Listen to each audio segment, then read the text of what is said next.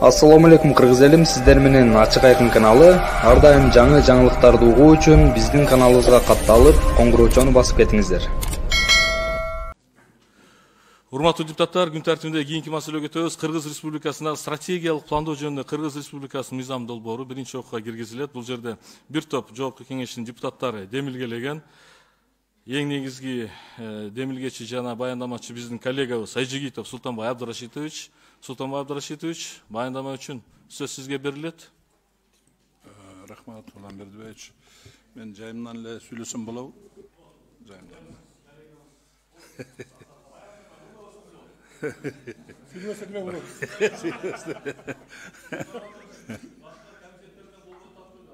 Ооба.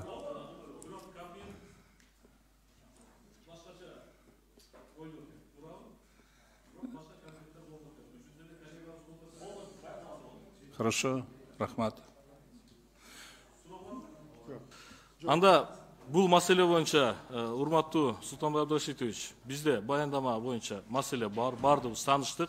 Адагам Исанбаевич бир гана суроом бар дейт, ошого жооп бериңиз. Жарайт. Рахмат, урматтуу кесиптештер.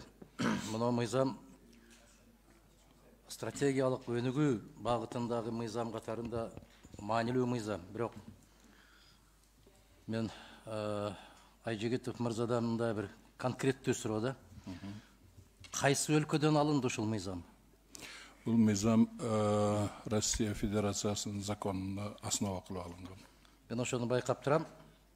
Себеп бизде жок анча-мынча функциялар да кирип кеткендей болуп атыптыр. Экинчиден, кыргызча редакциясын окуп олтуруп аябай капаландым да. Абдан капаландым. Мына корутундусунда дагы анан мыйзамдардын баардык жеринде эле ушул тил тазалыгы жагынан, редакциялык тарабынан аябай каттуу бир кайрадан иштеп чыгыш керек. Өтө кыйын жагдай түзүлүп калыптыр мына кыргызчасында.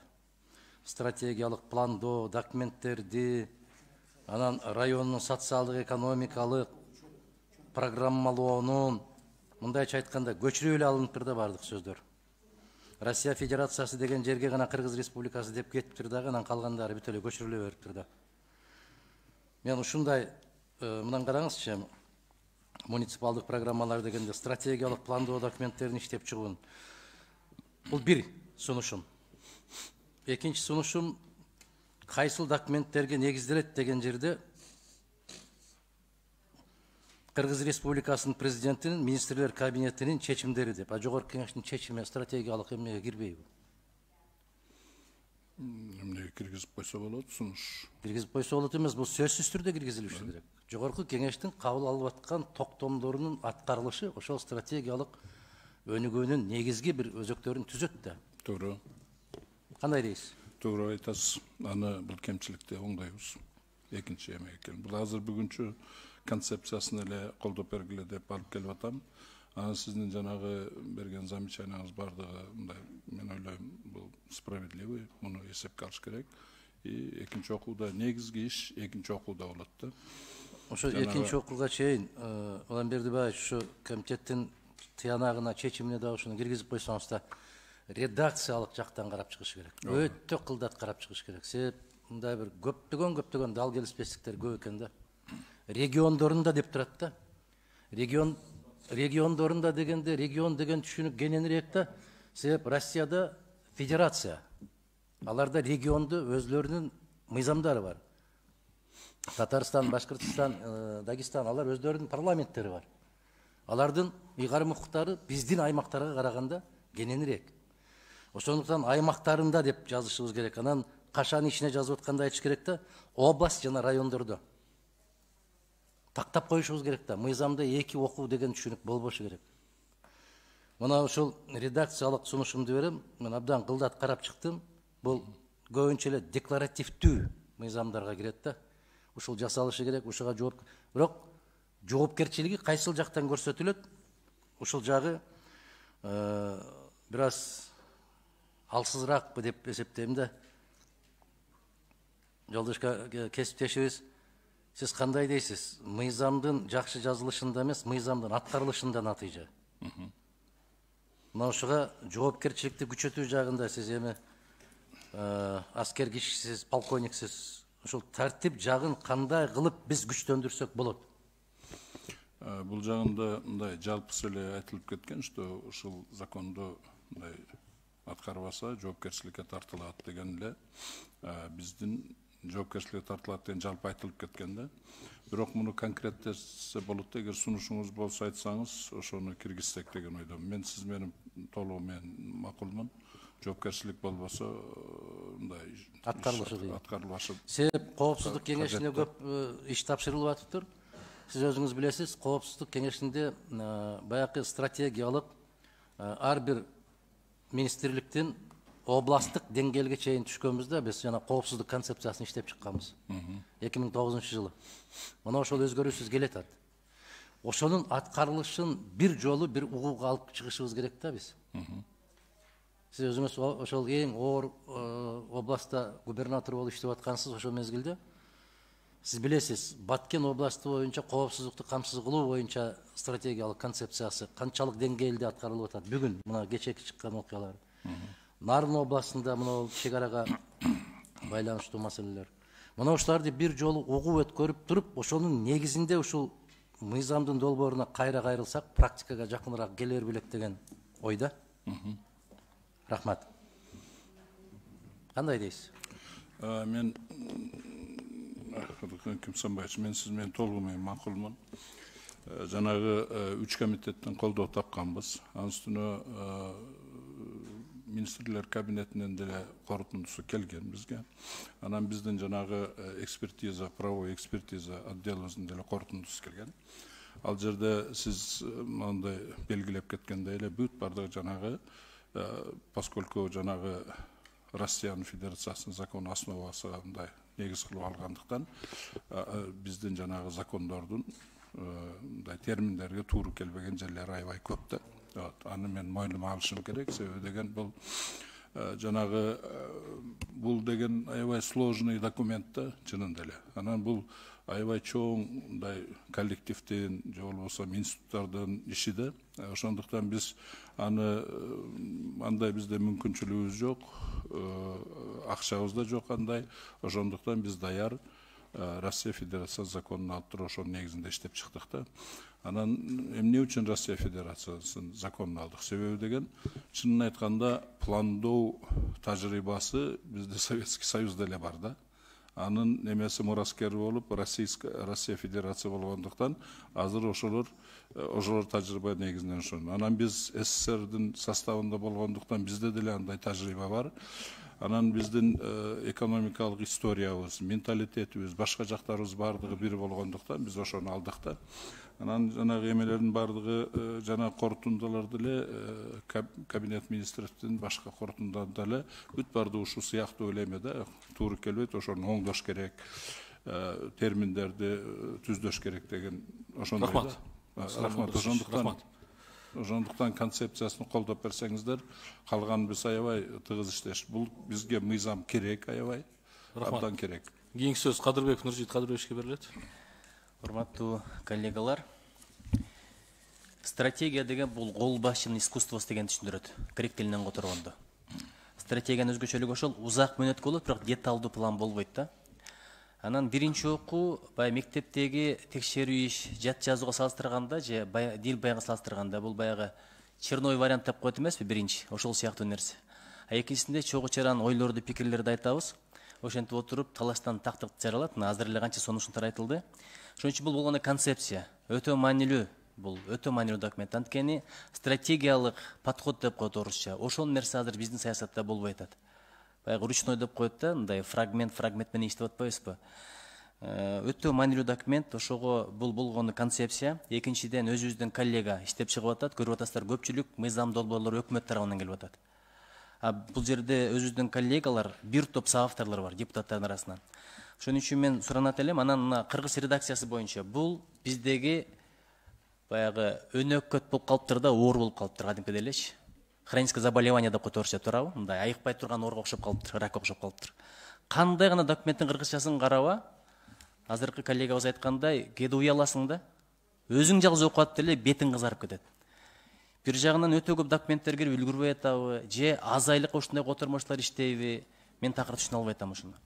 Буга дагы бир жогорку кеңештин аппараты биз өзүбүз закон чыгарсак өтө уят нерсе. Эгерде эртең бүрсүгүн эки тил бир кабыл алынат, орусча кыргызча вариант. Карама каршылык болуп калса бир кыргызчасын колдонобуз мамлекеттик тилдегисин. А мондой алишендиктер болсо эртең бүрсүгүн башыбызга бале болуп проблема болот да. Ошон үчүн азыр суранышым ушул. Бул абдан маанилүү документ, концепциясы суроо сопкут кылбай туруп эле колдоп берип койсок аябай жакшы болот деп ишенем. Сураныч. Рахмат. Урматтуу депутаттар, аталган мыйзам долбоорунун корутундусу сиздердин колуңуздарда бар. Аталган корутундуну да биз чындыгында бул жерде колдоп берели. Концепциясын макул деген депутаттар аталган сунуштарды эске алуу менен аны толугу менен чечимге киргизебиз. Султан Абдрашидович, бул жерде депутаттардын айтылган сын пикир сунуштарына сиз толугу менен макулсуз. Кудайым буйруса, экинчи окуга мен ойлоймун аталган кемчиликтерди жоёсуз деп. Анда макул деген депутаттар добуш берип койсоңуздар. Каршы? Жок. Рахмат. Рахмат, чоң рахмат. Рахмат, урматтуу депутаттар, күн тартибинде кийинки маселеге өтөбүз. Бул жерде дагы биздин коллегабыз Малиев Арсланбек Касымакунович жогорку кеңештин токтомунун долбоорун сунуштап атат. Чет өлкөлөрдүн парламенттери менен кызматташтык боюнча Кыргыз Республикасынын жогорку кеңешинин достук депутаттык топторунун тизмегин бекитүү жөнүндө Кыргыз Республикасынын жогорку кеңешинин 2015 жылдын 19 ноябрындагы номер 31-6 токтомуна өзгөртүүлөрдү киргизүү жөнүндө Кыргыз Республикасынын жогорку кеңешинин токтомунун долбоору. Арсланбек Касымакунович, кыска баяндама кылсаңыз, сөзү дегенде координациялык кеңеш бар, ошого чейин. Рахмат. Мен айтарым бир эле сөз. Академик Айдаралиев келген ошол ошондо демилгеси бар. Анан бир эки сөз айтып койсун, бекер келбей парламенттен бир эки сөз айтса да жакшы болот эле да. Өзү доктор мейсин, кыскача. 2002 жылы Арсланбек Касымакунович жардам берип, то аймактардын депутаттарынан жардам берип, законно горных территориядан кабылган. Ошондо высокогорный райондордо 80% кедейлер жашаган. Анан кийин ошол азайып, азыр кайра өстү. Национальный статкомитети азыр 33% болуп калыптыр. Мен оюмда мына 20 жыл өттү. Биз караш керекпиз. Ошол мыйзамды. Мүмкүн дагы надо посмотреть, надо лучшие практики. Сейчас вот такие друзья гор есть в Перу, Непале, Италии, есть группа «Шелковый путь» Соединенных Штатов. Бар совсем надо объединяться, лучшие практики принести сюда, получить хорошие гранты и поднять наши горные регионы. Балду. Рахмат. Значит, списание внешнего долга можно ввести в ООН, поднять вопрос. Сейчас будет рассматриваться, в 2027 году будет Всемирный саммит. Уже списание внешнего долга горных стран, их всего 13 стран высокогорных, можно включить и бедных стран даже, в том числе и Киргизская республика. Рахмат.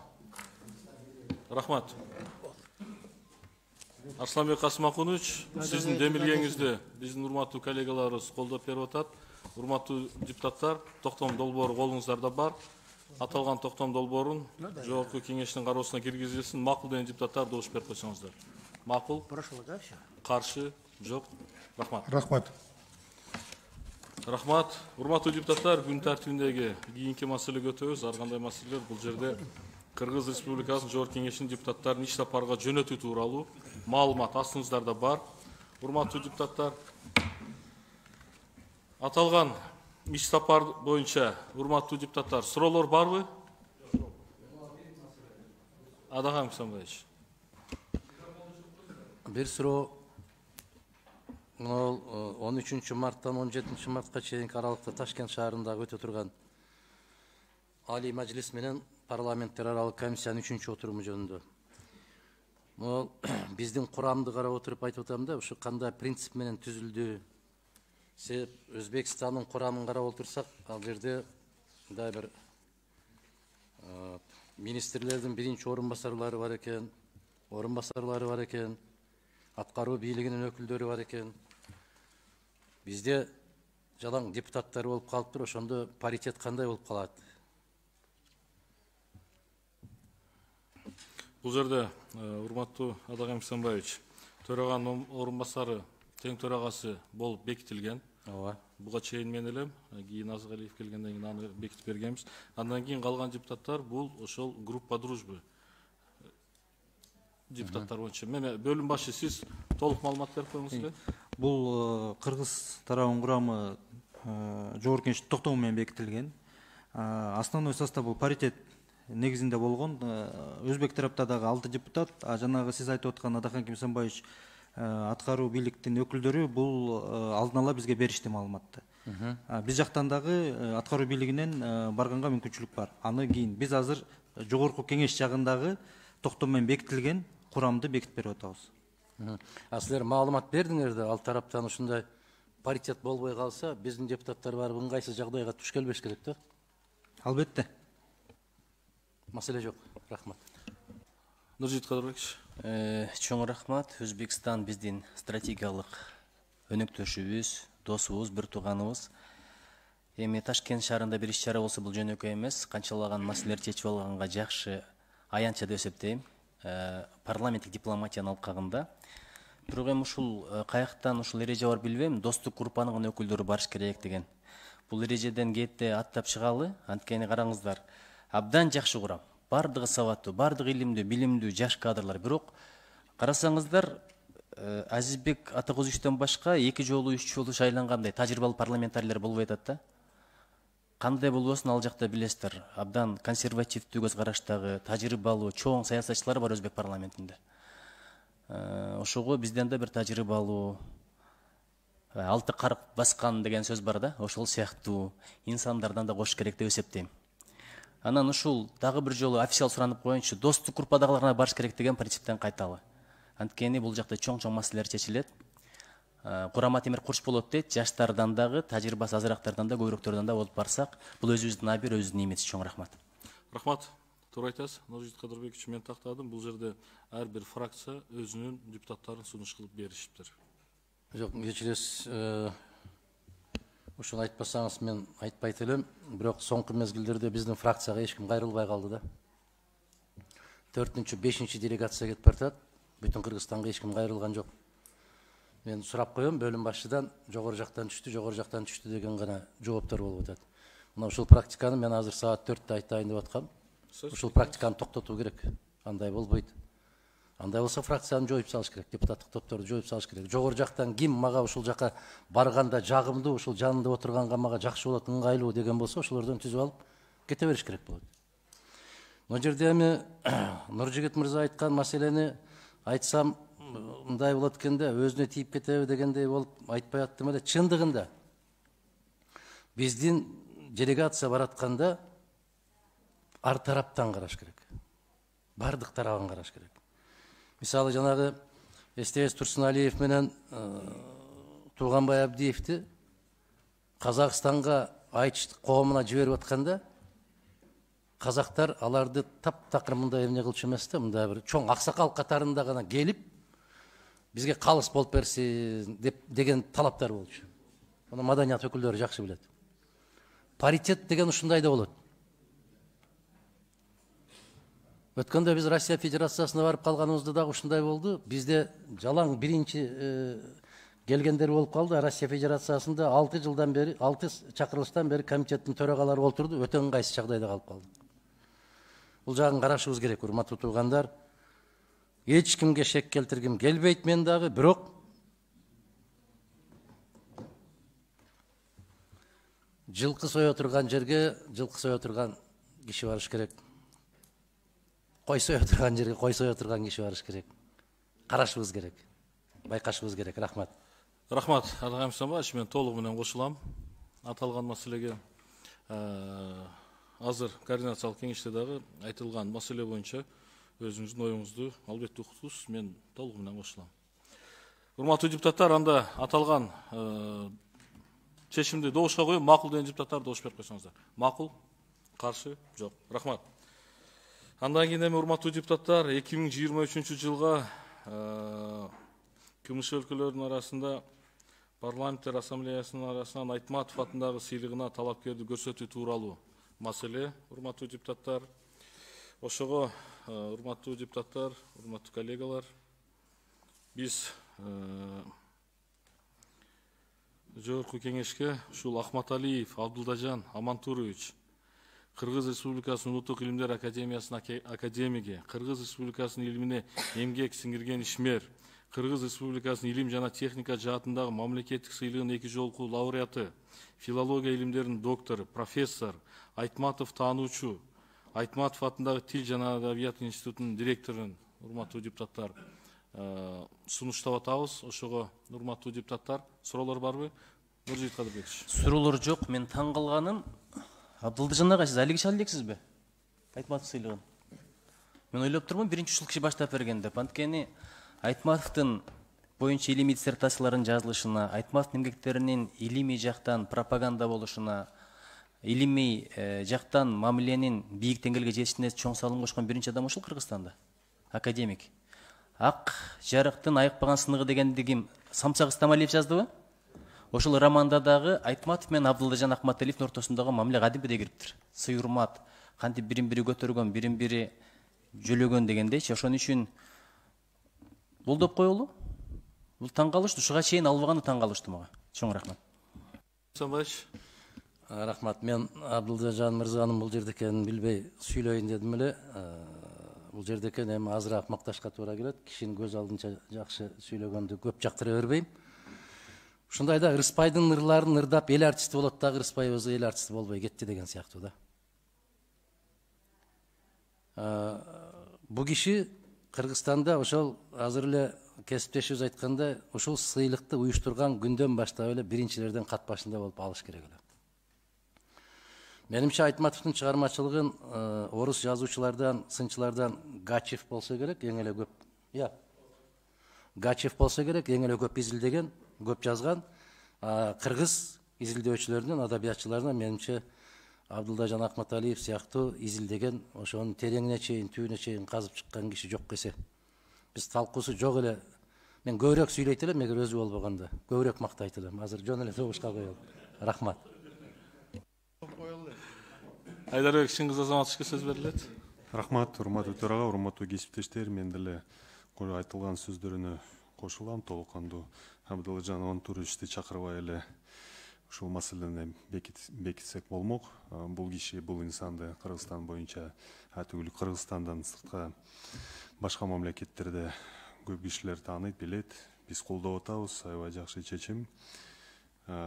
Башынан баштап ушул сыйлыкты уюштургандан бери ар бир сыйлыкка көрсөтүлгөн талапкер аябай татыктуу. Бизден ушул талапкер аябай татыктуу болот деп мен терең ишенем. Баарды колдойт. Ошондуктан мындай талкуулоо жок, менимче эми добушка коелу. Анда урматтуу депутаттар, чечим сиздердин колуңуздарда бар. Ахматалиев Абдулжан Амантуровичти ушул Айтматов атындагы сыйлыгын ыйгаруу тууралуу сунушту Кыргыз Республикасынын жогорку кеңешинин төрагасынын кароосуна киргизилсин деген макул деген депутаттар добуш берип койсоңуздар. Макул, каршы жок. Рахмат.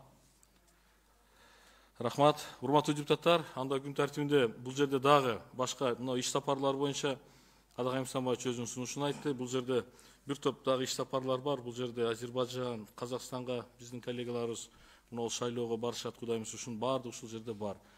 Башка иш сапар тууралуу суроолор жокпу? Макулсуздарбы?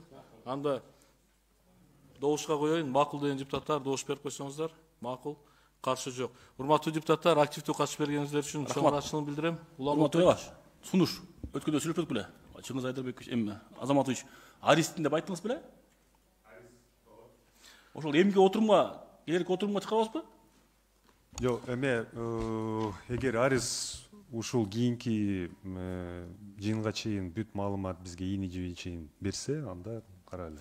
Эгер жешпесе үлгүрүлсө, анда. Урматтуу Улан Болотбекович, ар бир биздин коллега депутаттарыбыз айткан сунуштарды эске алып, мына бүгүн Минтрансты чакырдык. Биз планга койгонбуз, кийинки отурумга мына аристин маалыматын алып, ал маалыматты дагы угабыз.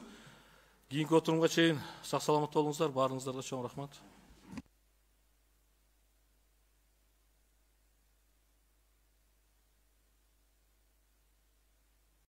Каналга катталып, мага жакты деген белгини басып, ой пикири калтырууну унутпаңыз. Чымындай жанды чыркаткан чындык биз менен.